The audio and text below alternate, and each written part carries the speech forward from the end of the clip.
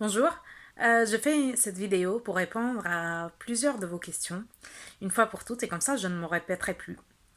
Alors moi je suis chrétienne d'Alep, catholique. J'ai été baptisée et confirmée à l'âge de 5 mois. Oui, les catholiques orientaux peuvent bien recevoir la confirmation avec le baptême, ce qui est mon cas. Donc si on fait un peu d'histoire maintenant, je ne sais pas si vous savez, mais Jésus est apparu 3 fois seulement après son ascension. Une fois en Syrie, la première, puis en France, et puis en Pologne. Oui, il a apparu à Saint-Paul lors du chemin de Damas, et ça a été sa conversion. Donc je ne vais pas détailler tout ça, mais juste pour vous dire que oui, la Syrie était chrétienne. Et une partie d'elle l'est toujours, une partie de la population est toujours.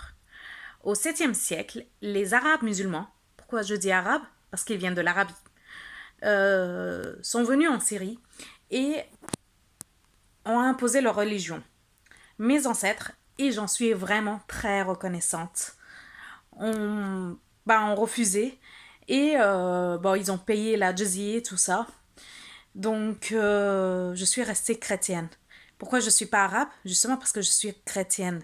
Parce que si j'étais arabe, donc une descendante de ces personnes, je ne serais pas restée aujourd'hui chrétienne. Je ne serais pas arrivée à naître dans une famille catholique, d'un père et une mère et des grands-parents catholiques.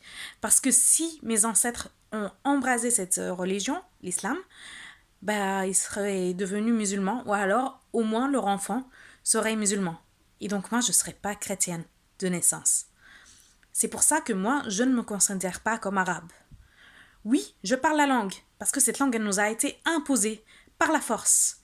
Nos ancêtres, quand je dis nous, c'est aussi le Liban, que ce soit Syrie et Liban, ont essayé de combattre cette langue imposée pour essayer de faire survivre leur langue, le syriaque, qui est une dérivation de l'araméen. Alors il faut que vous sachiez, il y a 2 syriaques, il y a le stretto et il y a le estrangelo. Bon, c'est pas le sujet. Et pour essayer de sauver cette langue, ils étaient en train d'écrire en lettres arabes le syriaque. C'est pour cela que la langue karchoni a été inventée, que vous pouvez toujours vous renseigner sur internet qu'est-ce que c'est le karchoni. C'est pour ça que moi, non, je parle arabe, mais non, je ne suis pas arabe. Alors, une autre information aussi, oui, moi j'ai toujours parlé français. Alors peut-être que vous ne le savez pas, ou vous avez simplement oublié, mais la Syrie a été sous mandat français de 1920 à 1946. Donc oui, les écoles étaient en français. Mes grands-parents ont étudié pendant le mandat français et ont eu le bac français. Ils ont étudié dans des écoles, bon, je pense que c'était catholique, parce qu'il y avait les sœurs et les frères, c'était surtout des communautés des frères maristes, des jésuites, des sœurs franciscaines, et ils ont étudié chez eux. Donc, la plupart de la population, surtout à Alep, chrétienne, parle bien français, parce qu'ils ont étudié justement chez les religieux français. Et ça a été transmis d'une génération à une génération, donc à nous.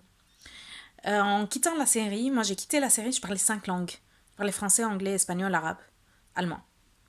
Donc voilà, en fait, ça veut pas dire que je suis venue, je savais pas parler, je savais pas écrire, je savais rien du tout. Non, ce n'est pas le cas. En venant en France, on fait un choix, en fait, de la nature du titre de séjour qu'on aura. Eh bien moi, mon choix, c'était de ne pas être réfugié. Je ne voulais pas demander l'asile, alors que je peux, mais je voulais pas. Moi, je suis venue parce que j'aime la France et je voulais vraiment continuer mes études en France.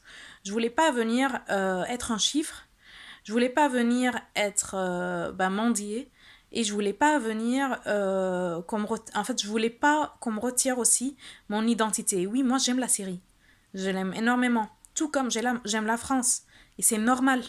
La France c'est mon deuxième pays, c'est le pays que j'ai choisi, alors que la Syrie c'est le pays où je suis née et où j'ai vécu ou survécu, vu qu'il y avait la guerre et que je l'ai vécu, survécu plutôt. Et en fait, c'est normal. C'est comme si demain, quand je vais me marier, c'est comme si je dis ah non, moi j'aime mon mari, j'aime plus mon papa. Bah non, en fait, mon papa m'a élevée. C'est comme la Syrie. Et mon mari, c'est celui que j'ai choisi pour continuer de vivre avec. et c'est la France pour moi.